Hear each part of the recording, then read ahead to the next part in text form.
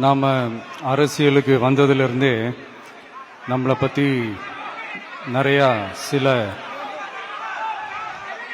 வதந்திகள் எல்லாமே சொல்லிக்கிட்டு இருக்காங்க இல்லையா?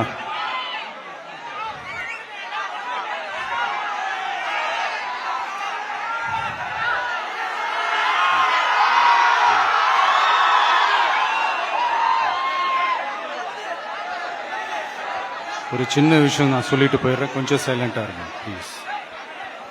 நாம் அரசியலுக்கு வந்ததிலிருந்தே நம்மளை பற்றி நிறைய சில வதந்திகள், அந்த டீம் இந்த டீம் அப்படிலாம் சொல்லிக்கிட்டு இருக்காங்க இல்லையா?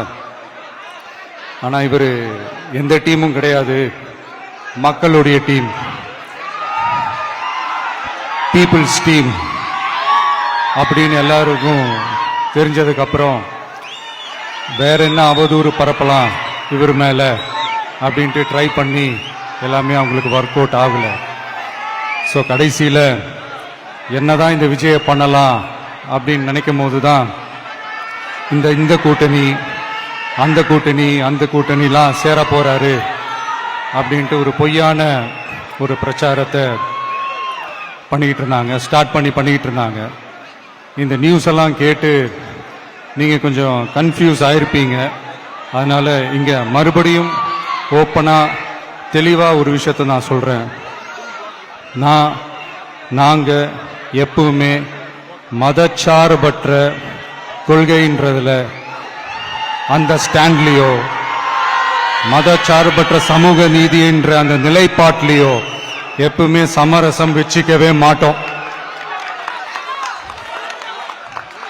நம்மளுடைய தலைமையில தான் ஆட்சி அப்படின்றதுல எப்பவுமே உறுதியா இருக்கிறோம். நம்மளுடைய முதல் மாநாட்டில் கூட நான் சொன்ன மாதிரி அரசியல்ல யாருக்காகவும் எதுக்காகவும் எந்த விதமான ஒரு சமரசமும் நாம வச்சுக்க போறதே இல்லை, அந்த பேச்சுவார்த்தையே கிடையாது. சரிங்களா? அதனால யார் என்ன அவதூறு பரப்புனாலும் தயவு செஞ்சு அதை நம்பாதீங்க. எல்லாம் வல்ல இறைவனின் அருளால் நாம நினைச்ச டார்கெட்டை நம்மளால நிச்சயமா அடைய முடியும். இன்னைக்கு என்னுடைய இஸ்லாமிய சகோதர சகோதரிகளுக்கு என்னுடைய ரமலான் நல்வாழ்த்துக்கள். கான்பிடண்டா இருங்க, நல்லதே நடக்கும், வெற்றி நிச்சயம்.